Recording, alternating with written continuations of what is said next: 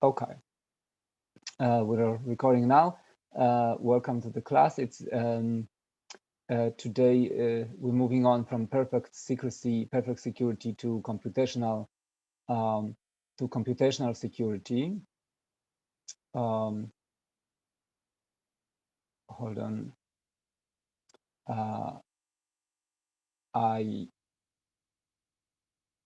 Hold on a second. Sorry. I guess, yes, hold on. I didn't have the slides correctly positioned. So yes, because I have to start a slideshow. Okay, I can do this now. Hold on, cancel here, share screen. Okay, good. We have now the presentation on. That's one of the options. So, okay. The plan is we'll see how fast we go and how far we go, but there is a fundamental limitation of the perfect security notion. And so we'll change the definition that we are after. We'll relax it to so-called computational security and maybe see some consequences of that and play around with this notion a little bit and then move to constructions. And a fundamental construction is of a pseudorandom generator. Okay, and this is the first few sections of chapter 3 now. Okay. I should share with you the I think, hold on, I just shared on the chat. Let me just verify that it gets you to the proper yes. Okay, so on the chat I just placed the link to these slides. So if you want to look back, you can download the slides and from the link. Okay. All right. So here is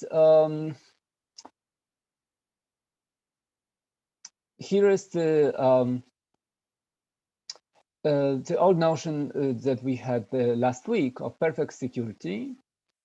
And we saw that it has this fundamental bound. In order to achieve it, the number of keys has to be at least as much as the number of messages in the message space, which means that if you want to send n-bit messages, you need an n-bit key. So it doesn't scale. You cannot. Your key has to be as long as your message. So what can we do? Well, here is the perfect security notion. For all messages and all ciphertext, encryption is perfectly secure if the probability that message M0 encrypts as C is exactly the same as the probability that M1 encrypts the same ciphertext C, where both goes over random, both probabilities here and here go over the random choice of key K from the key space. So here is the, okay, and an equivalent formulation is that if I look at the left-hand side at the ciphertext that are encryptions of M0, and instead of fixing some ciphertext, I look at how this probability ranges over all ciphertext. In other words, I look at the random variable, which is defined as an output of an encryption on a fixed message M0, where the key is randomly chosen. So this is the random output of an encryption, where by random, I mean random choice of the key. And moreover, there might be some randomization in encryption as well, in addition to the key, right? So for a fixed input, for a fixed key, encryption might choose to pick some random bits and output a ciphertext based on them. So this random variable is a random encryption of M0. This random variable is a random encryption of M1. And Shannon notion of perfect secrecy says that these two random variables are identical. And it has to be true for all messages. If we denote this distribution here as D0, it's a random variable. Is you can think of it as it's equivalent to its distribution, right? A distribution defines a random variable defines a distribution. So this is some distribution of bit strings, like random bit strings that come out from this process, the left-hand side process. That's D0. This one is random bit strings that come out of this process, call it D1. And this notion says that these two distributions are identical. So here is how we can relax it. It's a notion of what we call computational security rather than perfect security. And also we call it an indistinguishability. And for the purpose of, in the case of encryption, we call it the indistinguishability notion for encryption. So what if these two distributions were different? However, no efficient algorithm can effectively distinguish between them. This is the type of relaxation. So it's a two-step relaxation. First of all, instead of talking about the random variable itself, we feed the output of the random variable to an algorithm, and we require the algorithm to be efficient. So perhaps these random variable and this one is very, very different, but its difference is somehow encoded as a hard problem that no efficient algorithm can solve. So if he gets an input from here, this algorithm, or from here, because he's efficient, polynomial time, perhaps we have a chance that somehow ciphertext distinguishing between these two will depend on solving some hard problem. And perhaps we can argue that, let's say, that SAT is an NP hard problem, so no polynomial algorithm can solve it. Or perhaps some other problems. We'll see examples from number theory and lattices of problems which there is good grounds to believe that there is no efficient algorithms that solve them. Perhaps we can translate such hardness into hardness of distinguishing between these two random variables. At least that's a hope. And now, what does it exactly mean that an algorithm, whether constrained in this case, or perhaps even not, what does it mean for it to distinguish between random variables? Well, you will see that for all reasonable constructions, useful constructions, namely constructions where the messages are indeed much longer than keys, or actually probably this impossibility would go even for a single bit, a longer message than a key. There is some probability to distinguish them if an attacker, however constrained, is lucky. Think about an attacker who guesses the key. Then, well, there's a decryption algorithm. So he can take a ciphertext that comes from, he gets a ciphertext. He doesn't know, did it come from this distribution or this one? But he guesses the key and he decrypts. And he decrypts whether it is M0 or M1. You can, for one-time pad, this argument does not work because anything that you can decrypt any ciphertext with any key and get any message. You can travel between every ciphertext and every message with appropriate choice of a key. That's because they are equally sized, the keys and messages. If the keys are shorter, then this will not work. And from this, you can derive a counterexample that shows that there is always going to be some probability, however big the space is. Let's say it has n bits. So it's a 2 to the minus n probability that you get the proper key. And when you decrypt a ciphertext that came either from here or here, you're gonna get M0 if you decrypt it, and that M0 will be a vote that what the ciphertext came from this distribution. So we have to disregard these type of attacks which differentiate between these distributions with probability like 2 to the minus n, where n is the length of the key. And this will be the notion. So what's an efficient algorithm? It will be a probabilistic polynomial time. The standard notion of an efficient algorithm, polynomial time, but moreover probabilistic because there is no reason to think that attacks cannot be randomized.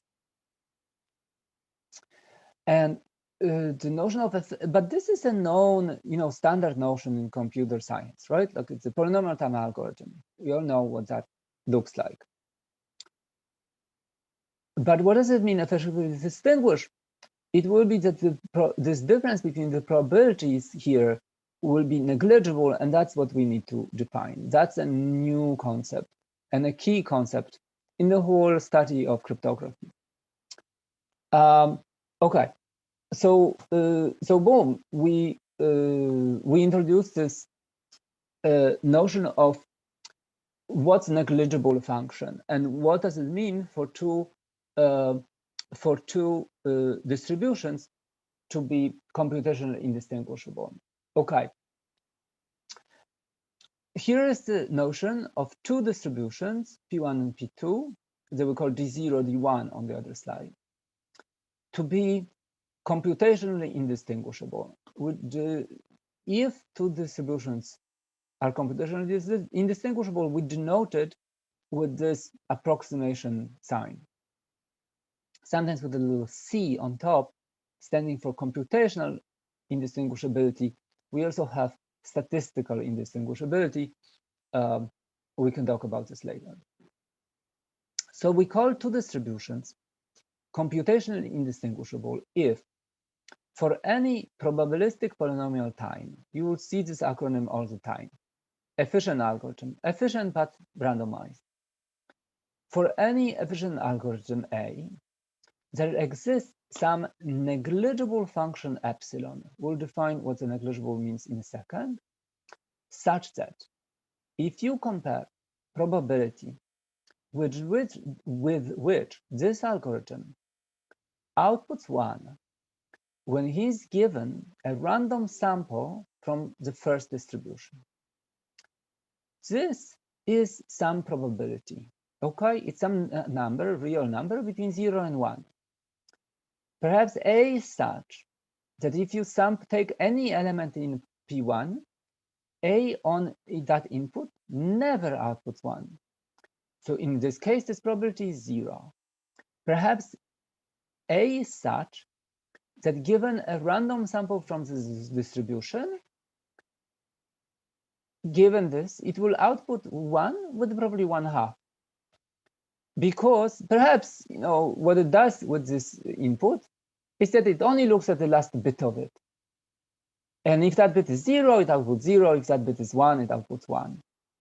And this distribution is such that a random number here will have the last bit 0 or 1 with 50-50 probability. So that's an example of this type of algorithm. And if I compare the probability with which it outputs 1 on random samples from P1 to the probability that A outputs 1 on random samples from P2, I want these two probabilities to be, the difference between them to be at most this epsilon function. Let's see first what this epsilon function is, okay? So that's a notion of a negligible function. Here we define it. A function epsilon that for every integer assigns some probability between 0 and 1. We call such function negligible if for every polynomial p, if you look at a point that is high enough, call that point the threshold point t, then for all arguments that are higher, the value of this function is upper bounded by 1 over the polynomial. The argument n can be thought of as security parameter or length of the key in a crypto system. You grow the length of the key or security parameter, and you look at how a crypto system behaves as a function of this parameter. Let's call how it behaves epsilon, and actually it's good to think of epsilon not as crypto system behaves, but how an attacker against it behaves.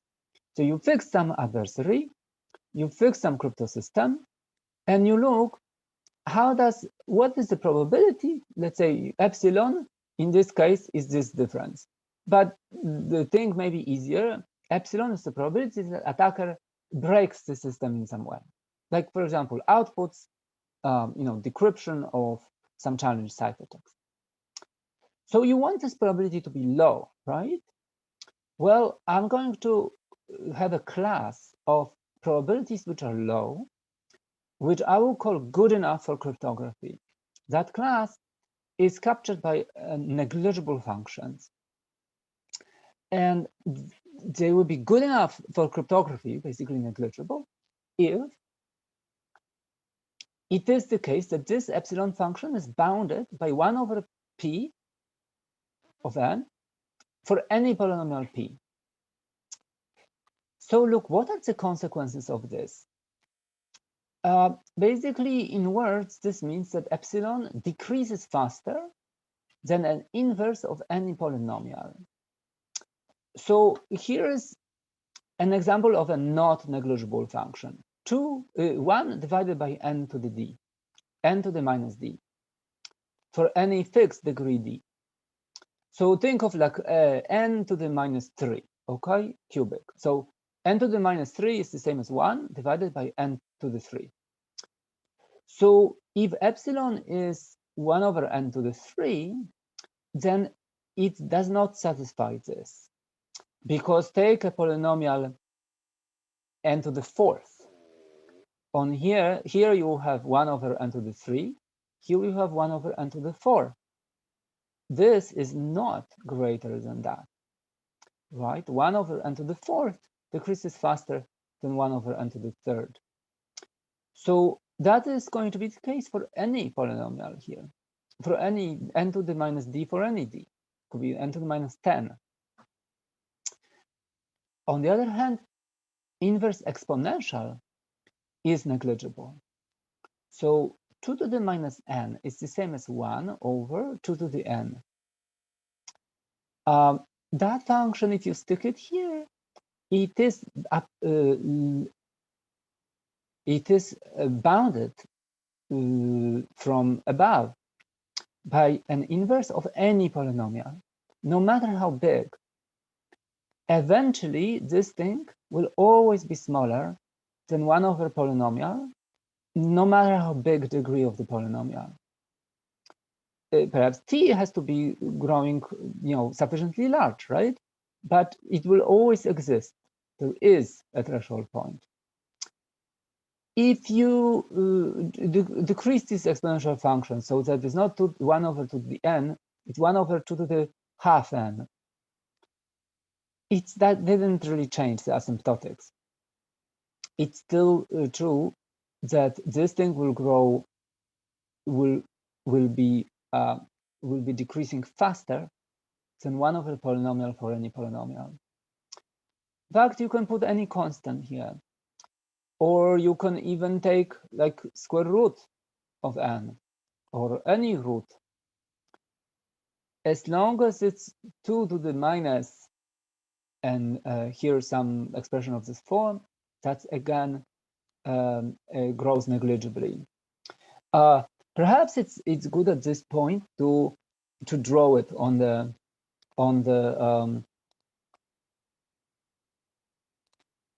hold on.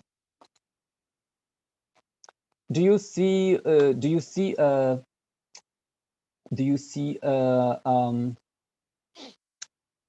piece of paper as right now? Yes. Yes. Okay. Okay. Good. So maybe if you downloaded the slides, then you can also see the slides. So, but the notion is that epsilon is negligible if for every polynomial p there exists a point such that for all points after this one, this t, epsilon is upper bounded by 1 over p over n. Okay, so this is the notion of a negligible function. Okay, let's see how this works. So take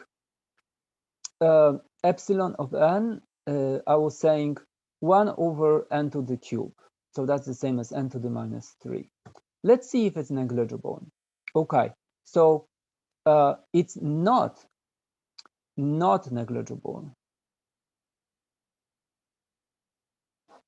And a counterexample is you have to show some polynomial, because it's negligible if for every polynomial epsilon is bounded by above eventually. Well, I will show you some polynomial that cannot make this work out. Okay, counterexample, p of n is n to the fourth. Okay, and why? So epsilon of n is 1 over n cube. And is it the case that this is smaller or equal to n to the fourth for n? I can read this for all n high enough.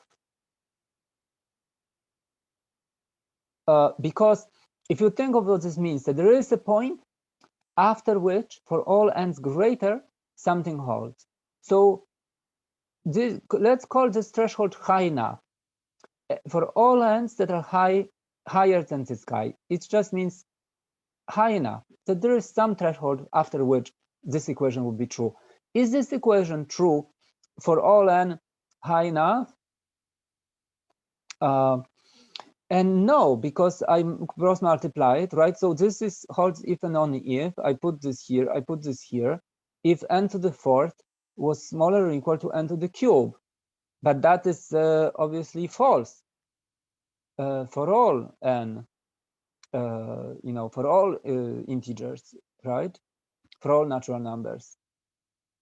So epsilon, by the way, is a function from natural numbers to the region from 0, 1, right?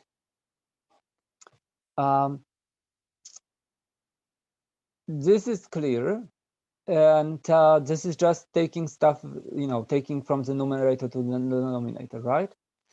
And if I take epsilon, which is 1 over n to the d for any d, it's not negligible. Counterexample is the polynomial that is 1 degree higher. So take the n to the d plus 1, right? And epsilon will in fact be always larger than 1 over pn for all n. Yeah, for all positive integers. So this is not negligible. But take a function like now, why is this 2 to the minus n? So this is 1 over 2 to the n, right? And this is negligible. Let's see. So I will show that epsilon n is bounded by 1 over p of n for any eventually, or for all n high enough. So eventually is another way to say it. For any polynomial p, So for simplicity, okay, why is that true eventually? So for all n high enough, because if so, what is this? This is 1 over 2. So this is the same as to say that 1 over 2 to the n is upper bounded by 1 over pn eventually for all n high enough. Well, so let's put p of n into the denominator and 2 to the n for the denominator, and you'll see that this is if and only if. So this is if and only if p of n is bounded from above by 2 to the n. And now this is an expression you all know. This, you know that for all polys p, for all n high enough,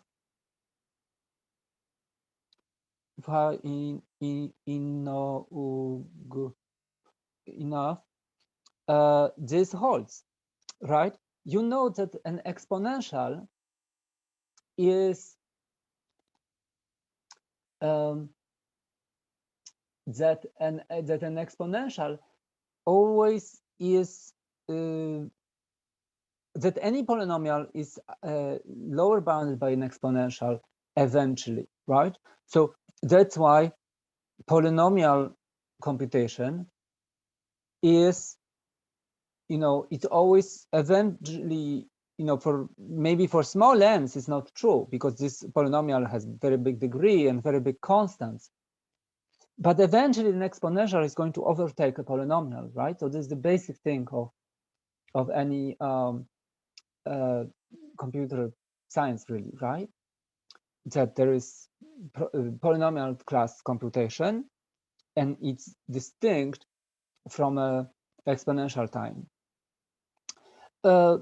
This fact is if and only if. It's really the same fact, just take, you know, put this into the numerator and put this into the numerator, and you see this and that are really the same expressions, right?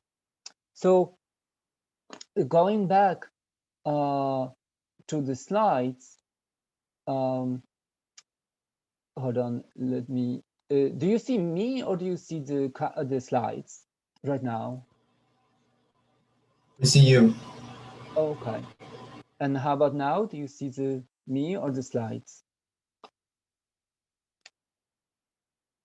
Do you see the slides now? Yes, we can see the slide. Slide. Okay, good. So if you do the similar exercise with this expression, that expression, you will see that basically put you know, this back to the cross multiply these equations just like I did on the piece of paper now. And the reason this is negligible is because 2 to the n over 2 is greater than any polynomial. And the reason this is negligible is that 2 to the any constant times n is greater eventually than any polynomial. And likewise this one, right? So once you put this from denominator to numerator, just like I did on this little piece of paper. So this notion of a negligible function is sort of nothing but like the old notion of polynomial time that is bounded by an exponential, but just slightly rearranged. Okay. So this is the definition of what we mean by two distributions to be negligible. This definition is a little bit of a handful. You have to consider all constrained polynomial time algorithms. And you have this complicated notion somewhat of what it means for a function to be negligible. And once you're comfortable with this notion, what does it mean for a function to be negligible? Then when you say two distributions are indistinguishable, what that means is that any efficient test, A, if you feed him on x's from one distributions and measure the probability that it outputs certain constant, 1. The choice of this constant is arbitrary. It would not, the notion would not change if we use some other constant here, some other output. It's just customary that we measure how often a given test creates output 1. There's nothing special about it. If you define it as a probability with which some test outputs 0, you're gonna define exactly the same thing. Why that is? Well, maybe you'll have to think about this. So to be distributions to be negligible, computationally negligible, any efficient tester, when I measure probability with which it outputs 1 on samples from one distribution, and I compare it to the probability that the same tester outputs 1 on samples from another distribution, these two probabilities are closer. Whatever distance between these probabilities is, and the probability is just a number between 0 and 1. So a distance between them, difference between them, is also some number between 0 and 1. I will require them to be different by at most negligible amount. Okay, so so any of these amounts stuck in here, I would declare these two distributions to be indistinguishable. If I could show that for every efficient algorithm, these two differences, the difference between this and that, is upper bounded by any of these. Okay, because, and now you can see, okay, let's take this one because it's the best. What does it mean that any efficient algorithm outputs 1 on one distribution and with effectively the same probability except for this difference? He outputs the same output given a distribution from here, given a sample from the other distribution. So that means that if you use this test to distinguish these two distributions, he's going to give you an answer that you can correlate with whether or not the input is in the distribution that is only this much skewed towards the correct answer. And that is not much. Intuitively, you would have to repeat it 2 to the n times to get a skew that is significant. Okay, if you think of this as a single test, and let's say I'm going to run this test many, many times and see, does it output 1? Okay, does it output 1 again? Okay. And in the minute I see 1, 0, I'm going to decide whether it's this or this. Because the difference at every test was so tiny, I would have to repeat it exponentially many times to make that skew significant. That's the, we will play with this notion. Oh, should this take absolute value? Yes, and it's equivalent. So yes, you can take an absolute value here, and this is again not going to change the notion really. Okay. Oops, I don't know what happened now. Hold on. Do you still have the slides? Do you guys have the slides still? Yes. Okay, thank you. All right.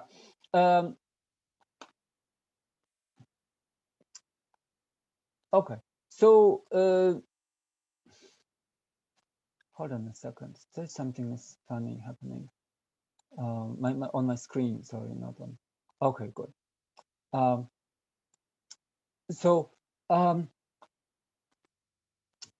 Perfect secrecy can be captured as equality between perfect secrecy. Now, using this notion of indistinguishability, I can define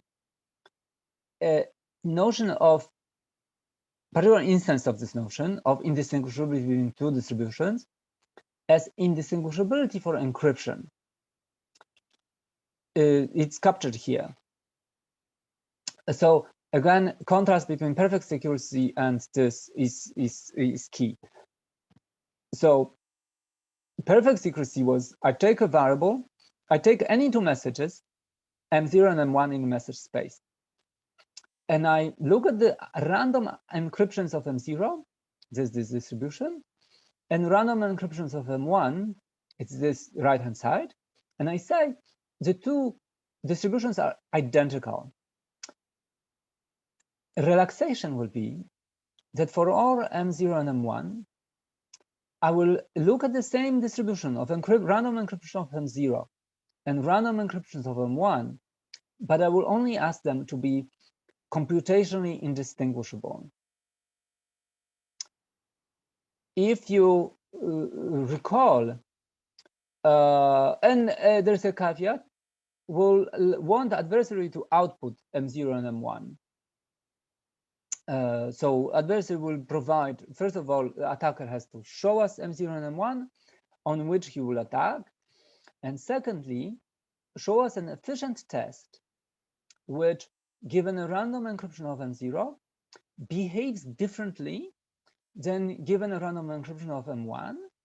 And this behaves differently is defined as outputs a fixed flag 1 with a probability that is significantly different in this case and in this case, where the notion of significantly different means more than negligible.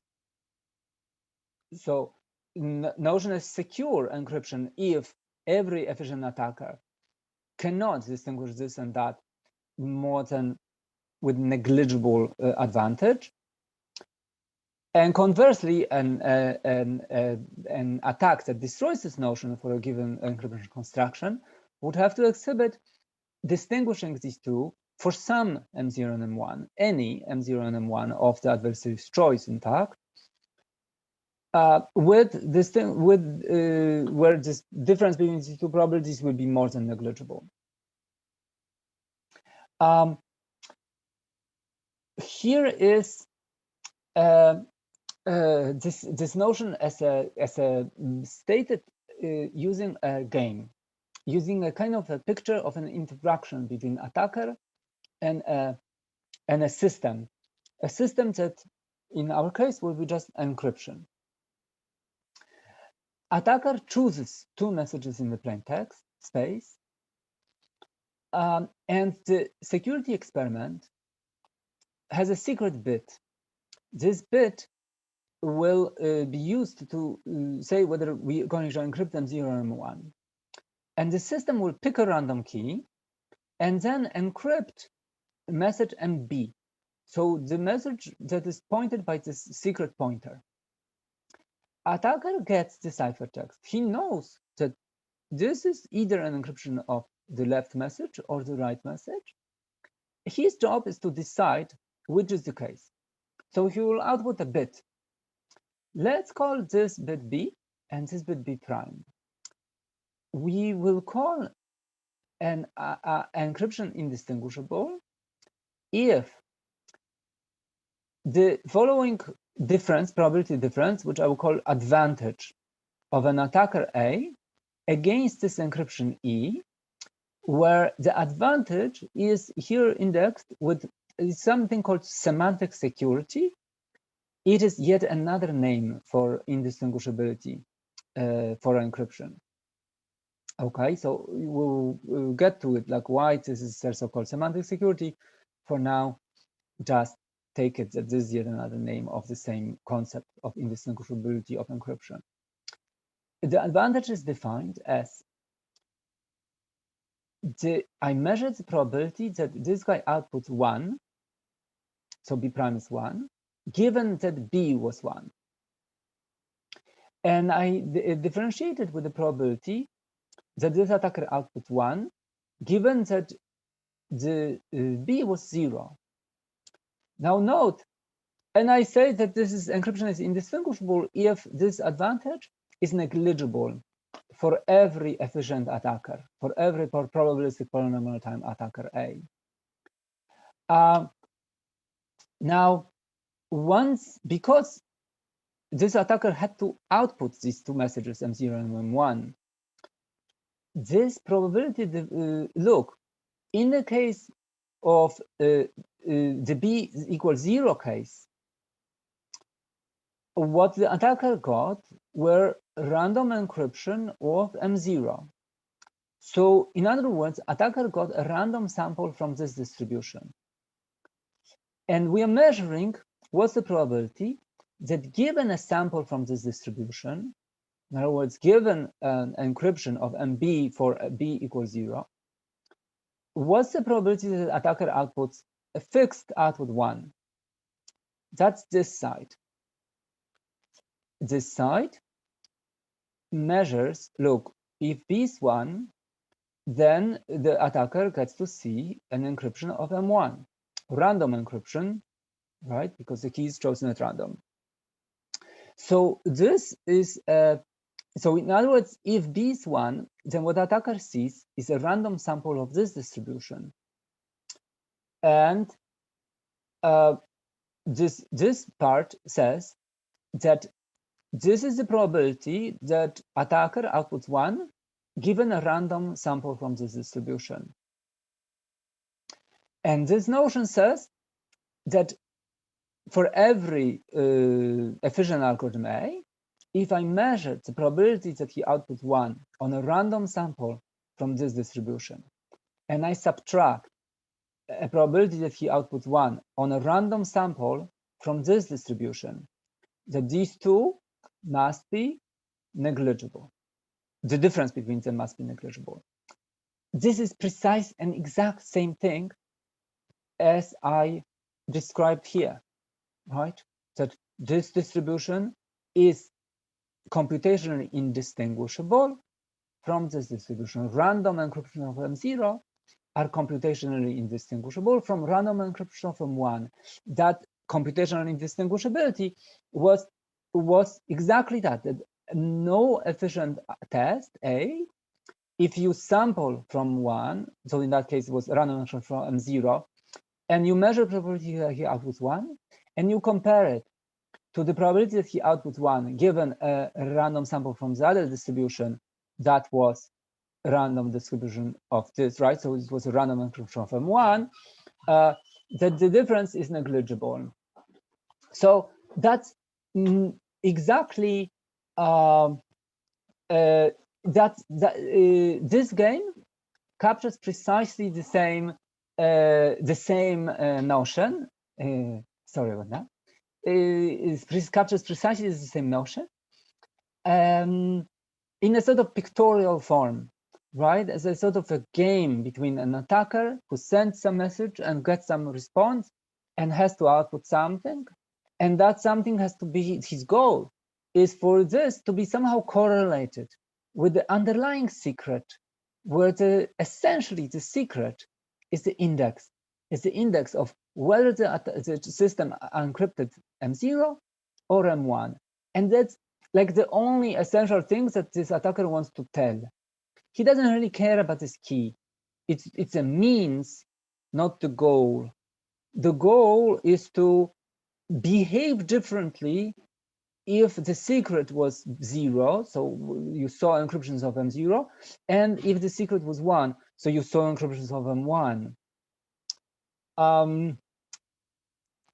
It is this exact same notion, but in a pictorial form. If you guys, there's a lot of stuff here, so if you have questions, I'll be happy to answer.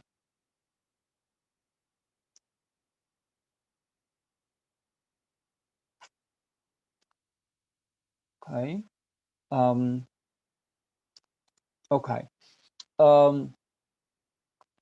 Well, let's test something about this notion. Let's test the following. Let's test the following. Suppose I want to argue that if my encryption has a feature that it leaks a bit of the plain text, one bit of the plain text, then it cannot satisfy this notion. So it's like a sanity check. I want to show that an encryption that is clearly should not be called secure because it leaks not much, but a bit of the plain text, that it must fail this notion. Okay, it cannot be indistinguishable. Let's see why exactly that is. So here is an attacker. Let's say that, as we say, we said, okay, encryption is such that it leaks the bit. So, okay, so let's say that it leaks least significant bit, the LSB of the plain text, and it leaks it from the ciphertext. So just think that ciphertext includes this LSB of the plain text, or that the LSB of the plain text is some easy function, easy to compute function of the ciphertext. It cannot be, it must fail this notion. And the way we will show this is like this. Let's say that you have this algorithm, which given a ciphertext, gives you the least significant bit of the plain text. I can show you explicitly how you would attack the indistinguishability notion given such a weakness in encryption. So you pick two messages that differ by LSB. The system encrypts one of them, either M0 or M1, depending on the secret bit. This attacker gets a ciphertext. He can pass the ciphertext to this little a. What does a little a promise? It promised that given the ciphertext, it can compute the LSB of the plain text. So it outputs a bit that, by the way we set up these two messages, if the LSB is 0, then, well, the only plain text of these two that such that LSB of this plain text is 0 is M0. And we set up the second plain text so that the LSB function of it is different, and it's 1. So the LSB bit is basically a pointer to whether this message was encrypted or that one. So if this attacker, and by the way, my slides are sort of, I see an imperfection because this is a secret bit. This really should be, okay, but it doesn't matter. No, it can be the same one because it's immediate that the only way, in here we have an encryption of MB, and whatever bit this guy gives is, if it's 0, then the encryption must be of M0, and if it's 1, then it's of M1. And this attacker simply outputs this bit. Why is this good? Let's see. The goal of this attacker is to output 1 in one of these cases, B0 and B1, with very different probability. So let's see if just outputting this bit, the LSB, satisfies this. So let's look at the difference between the probability that this experiment outputs 1. This is an experiment initialized with the secret bit equals 0, versus the same experiment outputs 1 when it's initialized with the secret b equal 1. So what is the probability of this? That we start with the secret b 0 and we end up with a bit 1. Well, if the secret bit here is 0, then this ciphertext is encryption of M0. So this guy is fed encryption of M0, but he's so computing based on that ciphertext an LSB of the plain text, and he computed 1. But 1 is not the LSB of M0. So the probability this happens is 0. This probability is 0, it's none. This guy cannot output 1 when he's given an encryption of M0. But he will always output 1 when he's given an encryption of M1. When this is M1, then by the promise that A can always deduce the least significant bit. That translates into this probability to be 1. So you have perfect distinguishability between these two random distributions.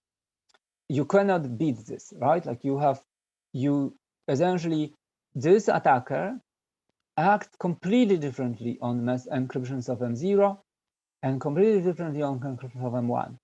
Given encryptions of M0, he never outputs this 1 bit. And given encryption of M1, he always outputs this 1 bit. Hence, the extreme non-negligible case. Okay. If this in A, instead of always deducing it, deduced it with like 2/3 probability, that would still give you good enough advantage. Okay. And if it was some other, some other bit, not the LSB, some other bit function, well, all you have to do is to choose the two messages on which that bit function differs. Like let's say this guy can tell the XOR of all the bits given ciphertext. Well, you would pick M0 and M1, so they differ by the XOR of the all bits, etc. In other words, you can generalize it to saying that if an encryption is such that you can tell any bit information on the plaintext from the ciphertext, then that encryption cannot be distinguishable.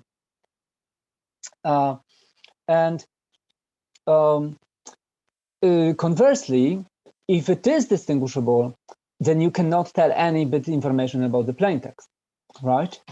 Because right, it's just a counterpositive of what I just said.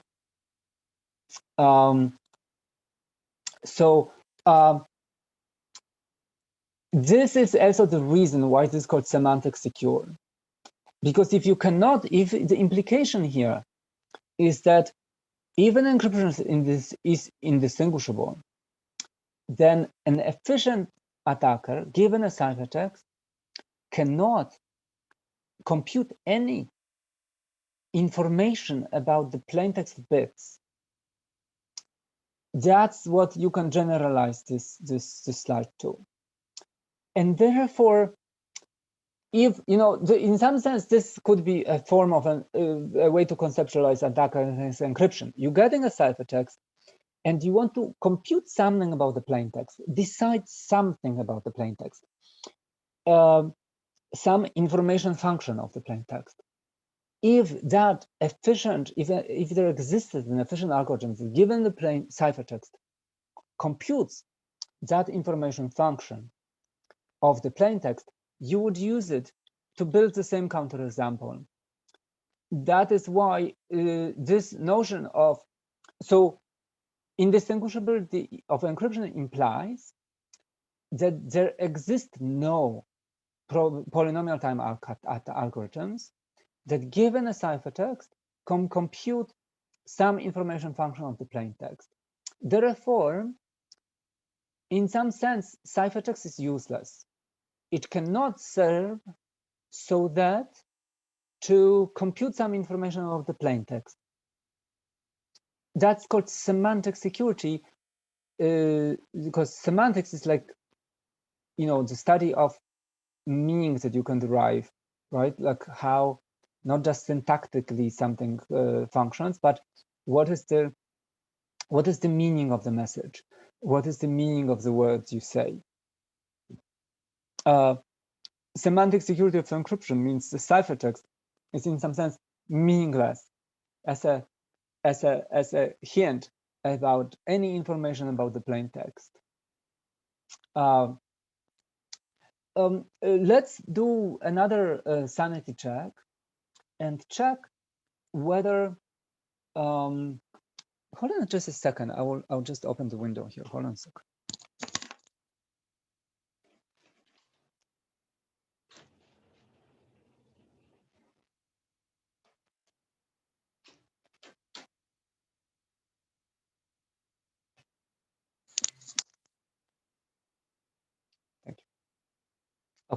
Sorry, I'm back.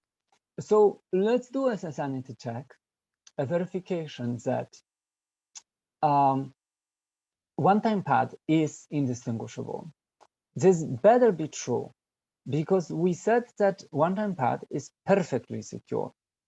And we said that indistinguishability is a relaxation of perfect secrecy. So indeed, that's how it looked here, right? Perfect secrecy said that these, for any messages, distribution of random encryption of one and distribution of random encryption of another are identical. And here we relax it, that these distributions are not identical necessarily, but merely indistinguishable when, with regards to efficient polynomial time distinguishers. So it better be true that if you argued something is perfectly secure, then it also satisfies this relaxed notion. Let's see for the case of one-time pad. Why is one-time pad satisfies this notion? Okay, let's consider an attacker which chooses some messages and gets back a random encryption of M0. But what is a random encryption in the case of one-time pad? It's an XOR between the key and the message. In the other case, so this is the case where the secret index in the security game is 0. So an attacker got to see an encryption of M0.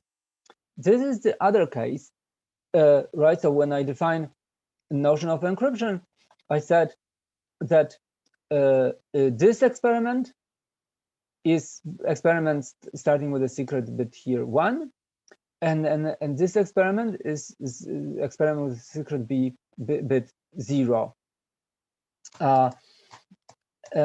These are these two experiments again, but instantiated with a one-time pad. Is it the case that any adversary, any polynomial time attacker, cannot basically output this bit in this case with negligibly at most negligible difference from the way he outputs this bit in this case? And this is true. Why? Because the distribution of random messages, random encryption of M0 and the distribution of random encryption of M1 are identical. This bit string is, how is it distributed? C is a uniform n-bit string, right? So in a one-time pad, these are n-bit messages. This is an n-bit key, and it's uniformly chosen. And ciphertext is an XOR. So by this XOR lemma, we know that if you XOR any message with a random n bits, what you get is a uniform fresh n bits, uniformly distributed n bits.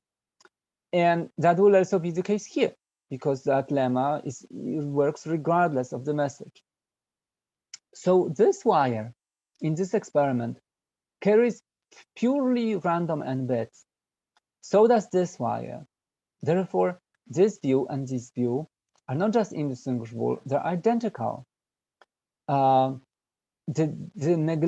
distance between distinguishing this from that is 0, because you cannot distinguish them. Information theoretically, you cannot distinguish them. This input inside here is a random bit string. And this input inside here is a random bit string. Both of them are random n-bit strings. So of course, define probability of A outputting 1 on a random n-bit strings, call it P. If this is P, then so is this. Because in both cases, right? Like, so even though you visually you picture this variable differently, this is just a surface phenomenon. This random variable is identical to this random variable. Both of them are equal to a uniform n-bit string.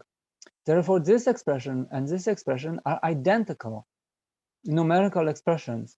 Their difference is 0. Question here, if there is any. This is yet, another rendering of the same thing that we saw last time, that XOR obliterates information, that XOR of any information with a random string is a uniform random string. That was why OTP was secure. And indeed, the same argument here shows that any polynomial time attacker, in particular, the advantage is 0. You can also see that one-time pad does not need this probabilistic polynomial time restriction, because the inputs are identical in the two cases. A can have infinite amounts of computational time. It doesn't matter. On identical inputs, any, no matter how unconstrained algorithm, will be guaranteed to have the same, to behave with the same probability. So you again see the lacks of constraints in one-time pad security reemerging. First of all, the difference here was precisely 0, not just negligible, but 0. And secondly, it didn't need the polynomial time adversary restriction. Okay, let me see. Okay, here is we'll see in a second the same notion of indistinguishability applied, and we'll see this notion of indistinguishability applied over and over and over again in different contexts, but especially in the context of encryption, with which we'll stick for for a couple of weeks. Here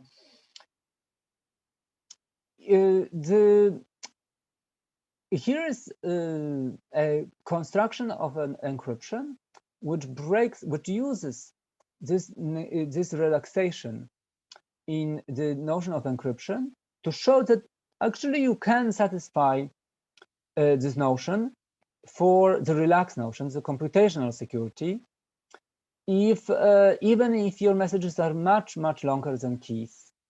It doesn't really matter how much, as long as it's a polynomial amount. Okay, so if keys are bit n bit, your messages can be polynomial of n for any polynomial. And the tool that we'll use is called pseudo-randomness generator, PRG. Okay, let's see how this works.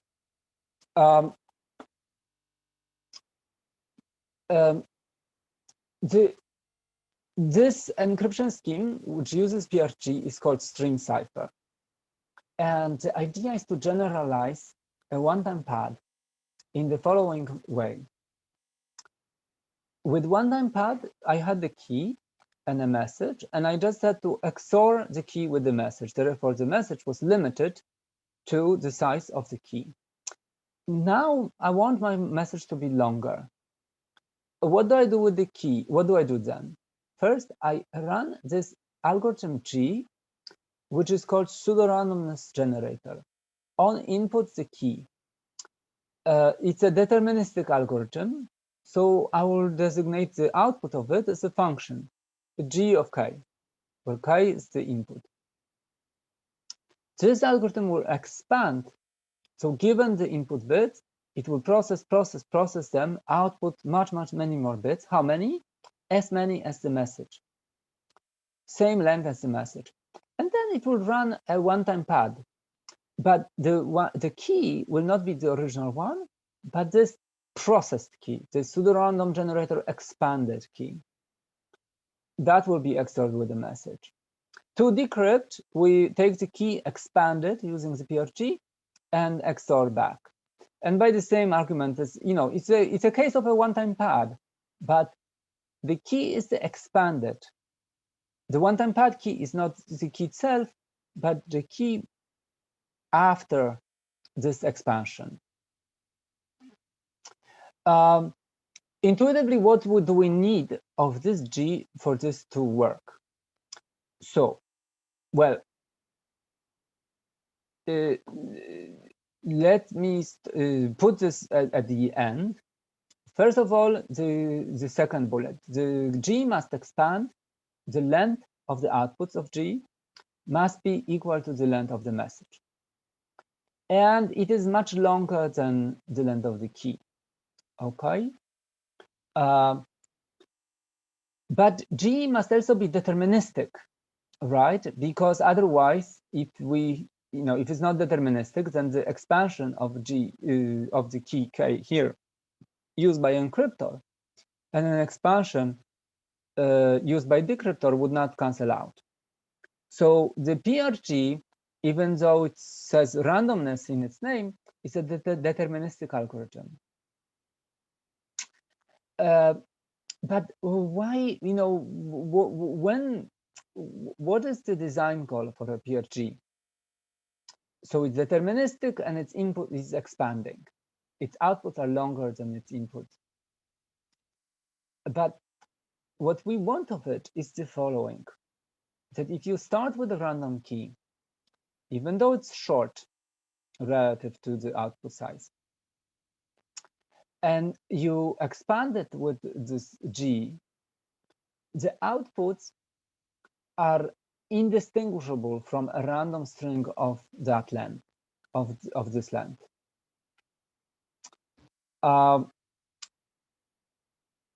If that was the case, then this stream cipher construction, which is really in some sense one-time pad, but with the key expanded, would realize this security notion of encryption, which we defined a few slides back, the indistinguishability of encryption. Let's see first, what does it mean for so for the PRG to satisfy this constraint, okay, that it is indistinguishable, the outputs are indistinguishable from random bits. A PRG will be indexed by some expansion polynomial, okay? So the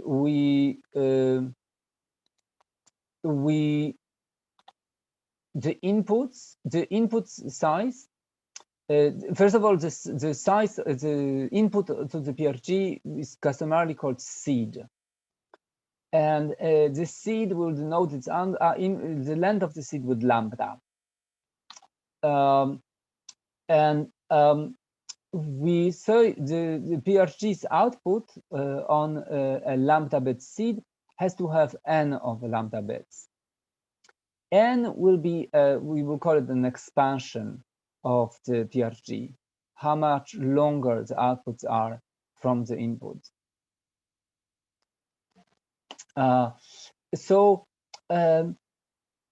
In a sense, because it's asymptotic, so for every input size, you can think of a different algorithm. But we'll drop this indexing and just put it under the hood. So an algorithm will take any bit size inputs and will work on them and expand them. Sometimes with some constructions, we'll have to restrict it in some way, like, for example, the input size has to be even. This is good enough because in practice, all we care for are some fixed sizes, like 128 bits, 180 bits, 256 bits, and you really don't need to make algorithms that work for any bit sizes. Okay, and we'll call the inputs, the length of the seed, also security parameter. In this application, the seed was the key. So when I used the PRG to construct a stream cipher, I used the PRG on the seed. The seed was the key. So that justifies calling it security parameter, the length of the input. Okay, I thought somebody was asking a question. Excuse me, Professor. Mm-hmm. Yes. Excuse me, Professor. Hello. Yes. Your voice is dropping since your voice is dropping in the last 3 slides. So all of us are not able to hear you properly in the last 3 slides. Oh, okay. Last 3 slides. Yeah, from where you started PRG. So Yeah. these 2 slides. Yeah. Okay. Do you hear me better now? Yeah, right now I can hear you. Okay. Okay. Well, I'll try to repeat what I was saying, and hopefully you can hear it now. So my motivation for looking at the PRG is this construction of encryption. The construction of encryption is kind of like one-time pad, except it uses this randomness expansion algorithm G to pre-process the key. So given a key, it applies this expansion algorithm, which I will call pseudo-randomness generator, to the key. The output I will call G of K, and it uses the output to XOR as the one-time pad key to XOR message with. The decryptor does the same expansion of K to GK and uses the GK as a one-time pad to decrypt the ciphertext. If G is deterministic, this XOR and these XORs will drop out, and the result of decryption will be M, exactly like in the case of one-time pad. But what is it that we will need for G for this construction to be secure? What we'll need is that this string G of K looks like a random string for efficient attackers. In other words, G of K is distributed in a way that is indistinguishable from fully random bit string to polynomial time attackers. If that is satisfied, we'll argue that this cipher is realizes the notion of computational security for encryption, which is indistinguishable encryption. So this is the slide that introduced the PRG. All I said here is that I can index the inputs with a security parameter, but I will often hide this, so it will often be an implicit the size of the inputs in the security definition. Let's review what it means that an output of an algorithm is indistinguishable from a fully random string. So key K chosen in this space is a random lambda bit string. G takes this lambda bit string and outputs an n bit string for n much larger than lambda. And I want outputs of G to be indistinguishable from fully random n-bit strings.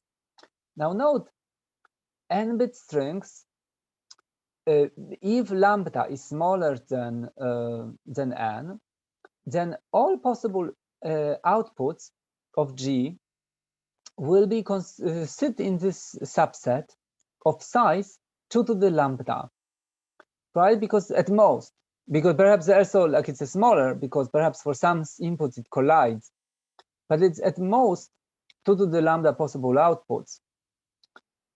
How many n-bit strings are there? 2 to the n. If n is greater than lambda, this is much larger than this. So in what sense can outputs like this be indistinguishable from all? So a random, what I'm asking is the random sample from this constraint space is indistinguishable from a random output from a random sample from the big space? Well, because I drew it this way, but the only way to satisfy it is that if these purple dots are all over the space, so a random sample from here, you cannot tell whether it's a random purple dot or a random point in this space. So this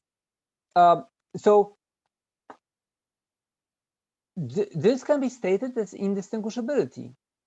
It's an indistinguishability between random outputs of G on random inputs and fully random n-bit strings. That's exactly what we are after here, using the notion of indistinguishability we defined a few slides back.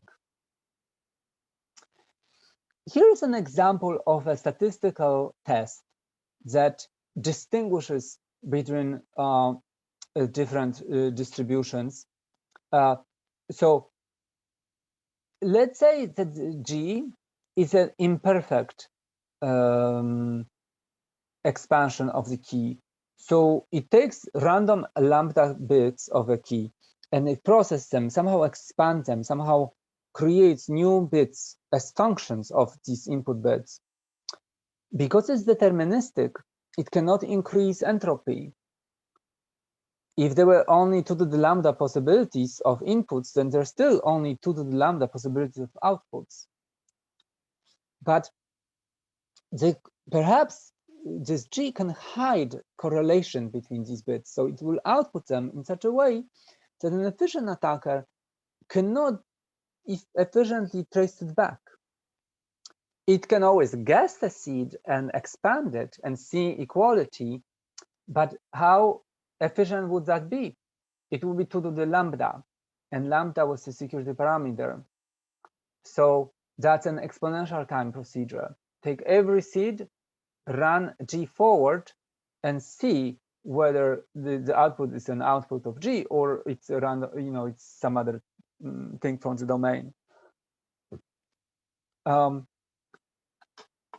Here are tests that do work. So here's like a possible statistical test. Let's say that you equate the test outputting a bit 1 with the test saying that X came from a fully random distribution. And if A says 0, then that's a judgment that X came from this not so random distribution. For example, output of a PRG. You could, for example, here are examples of statistical tests. You take the input string, you count zeros and ones in it, and you output it's random if the numbers, the difference between zeros and ones is not too different. So it's a constant times square root of the number of bits. If you look at basically if the bits of X are purely random, by law of large numbers, you can see it's a Bernoulli process. So yes, you can have a lot zeros, much more. Let's say the weight of the string is the number of ones in it. The expectation of the weight is half of the length, right? It's n over 2. And perhaps but that's the expectation. So with some probability, you are away from the expectation. But as the n grows, it's a Bernoulli process, right? So you look at the Chernoff bound, it's a square root on both sides. That takes basically almost all distributions sits within that region. The tails of the Bernoulli process, once you go some constant times square root of n, there is some probability that you hit something in these tails on both sides, but that is inverse exponential in the length of n. Okay, so it's negligible event. So it's one way to test whether, now, of course, here is an extremely non-random string which satisfies this test. I just output bits like this: 0, 1, 0, 1, 0, 1, 0, 1. Oh, I'm very smart. I hit the exact middle of the Bernoulli distribution, and this test is going to say 1. Oh, that looks like a random string. It has the same number of, the difference between the number of zeros and numbers of ones is 0. So this is not a perfect test. It will also accept some stuff that is not random, but it is a test. It will distinguish some forms of, non-randomness. Here is another. I look at certain diagrams, and those diagrams have to occur with roughly n over 4 on n over 4 fraction of bits. And it doesn't matter that I chose 0, 0. I could do the same test for 1, 1, 1, 0, and 0, 1. All of them, if I count them, they should be, again, no more than certain constant times square root of n. I can perform all these statistical tests, like just go through the list, and this is just 2. There is way more. That, if the X was truly random, it would satisfy all of them. And the goodness of statistical tests is that stuff that somebody tries to hack to look random, it's not clear how to do that. It's not clear how to pretend that something is random. Perhaps it will fail one of these statistical tests. PRG is an algorithm that, if it exists, then it provably fails all statistical tests. In other words, it provably defeats all statistical tests. So even though its outputs are not purely random, only the seed was, so the outputs have at most as much entropy as the seed, and yet efficient statistical tests all fail to distinguish the output of a PRG from a purely random. So in other words, using the notions that we had, here's the definition of security of a PRG. To all polynomial time adversaries, it must be that the following notion, which I will call advantage of an attacker A against algorithm G, an advantage in PRG security game. And the game is straightforward.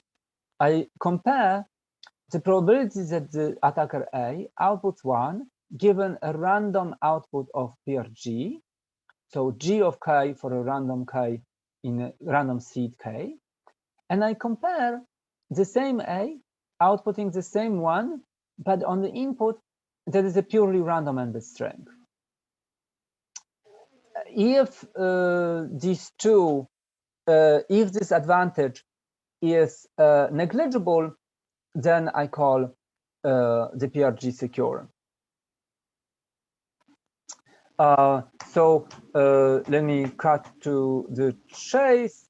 Yes, so I will call a PRG secure if the advantage for any efficient test, so any efficient polynomial time algorithm, that this advantage I defined a few slides back is negligible. And that is,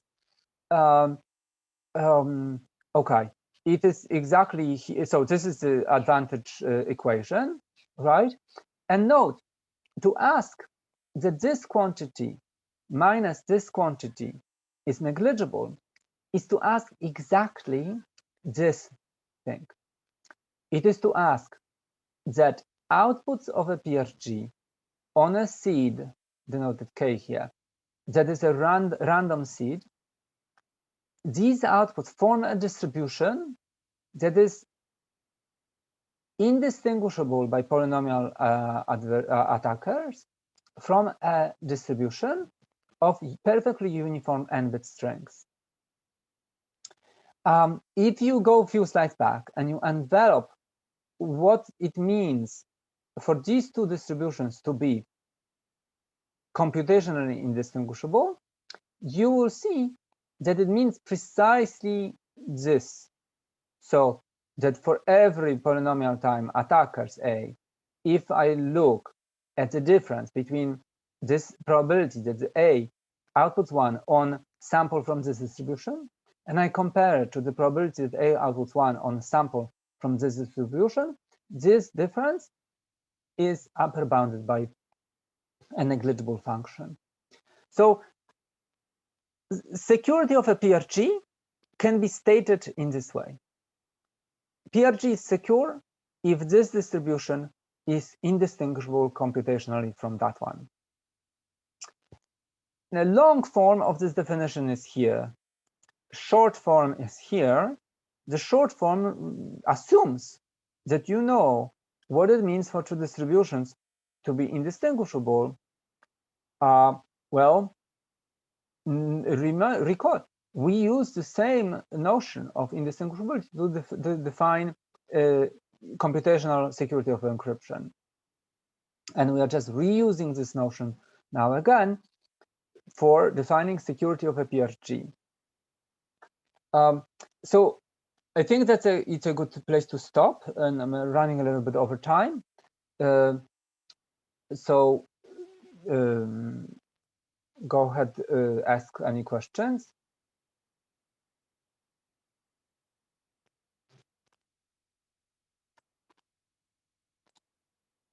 Do you have some questions?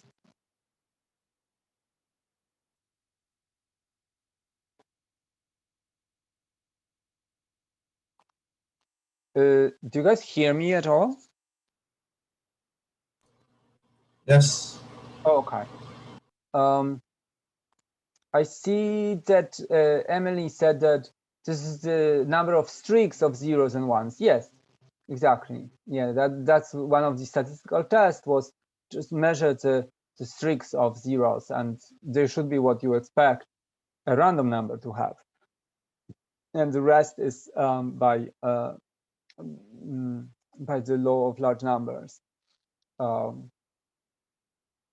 The analysis of the Bernoulli distribution.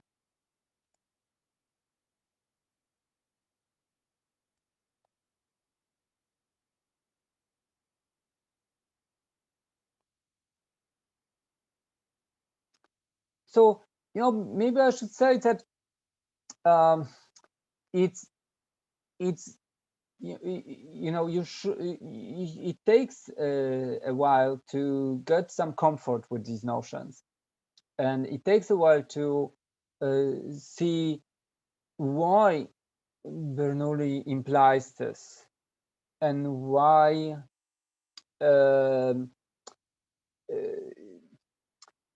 why indistinguishability is robust to define it in this way. Why doesn't it change if I, if the outputs are, the tester outputs 1? What if I define it as the probability with which the tester outputs 0? Would that be completely different, or would that be the same? These are all exercises to get you familiar with these notions. It takes some time to get familiar with them and to be able to see how they, why they work, what are they truly saying, when are they failing, what kind of thing would not satisfy them. None of this is very easy at first. So the first, the next homework is going to ask, okay, work through this slowly. Show some simple facts, even simple facts in this framework. Take some time to state, argue, see clearly. All of this is designed so that you start sort of thinking in terms of these concepts. Once you do, then applications of these concepts later on to more complex cryptographic algorithms will be more and more comfortable. But the beginning is rough. but there is nothing surprising for like being, that this is too much and kind of a lot to understand these concepts. Oh, could you give an example of a PRG? So that's we will maybe on Wednesday we'll start, but actual constructions of this is very difficult.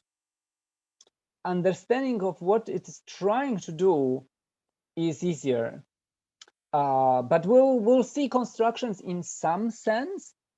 So we'll see that if you had a crypto box which satisfies an even more primitive security notion, then I could use it to construct a PRG. And this is the kind of thing in cryptography, passing the buck. You often don't know how to solve a problem, but if something similar existed, perhaps you could. You cannot, it's like as if, okay, give me an example of an encryption. Oh, okay, and I start like looking at the circuitry of DES or AES. You'll be completely confused, like what's going on? Like, why is this secure in any form of fashion? Yes, these constructions are difficult, but there is some design criteria that are very clear and clean. We will, we go by explaining this as cleanly as possible. So, for example, one-time pad and the stream cipher, which is like a computational notion equivalent, will go slow. At the end, you will see how these things work. You'll be able to go into the detail and then up and down the stack of how these things are constructed from one another. At least that's the goal. But you have to stay with me to see, like at what point I give you a little bit into intuition for a construction and a little bit more clarity and going back into algorithm design.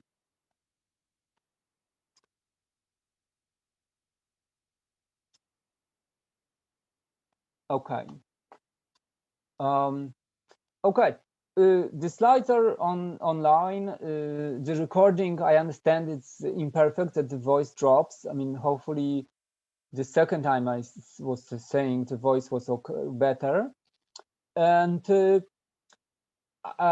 far I'm not saying anything different from the book. So section 3.1, 3.2, possibly 3.3 already, but I'm probably just the first two sections of chapter 3 is what we did right now. Any more questions?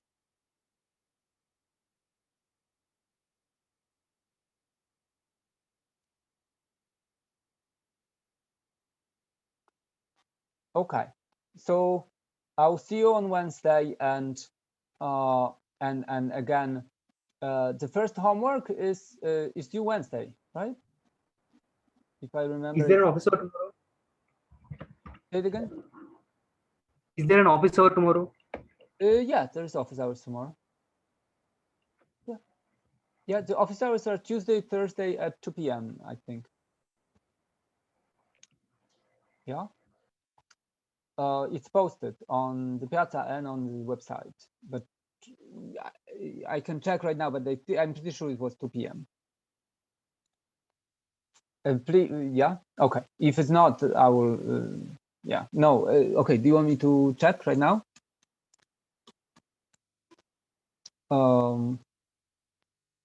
It's on the website.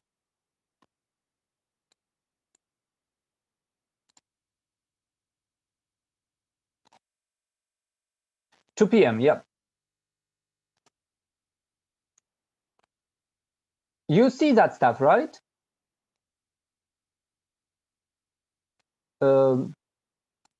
So everybody sees the website, no?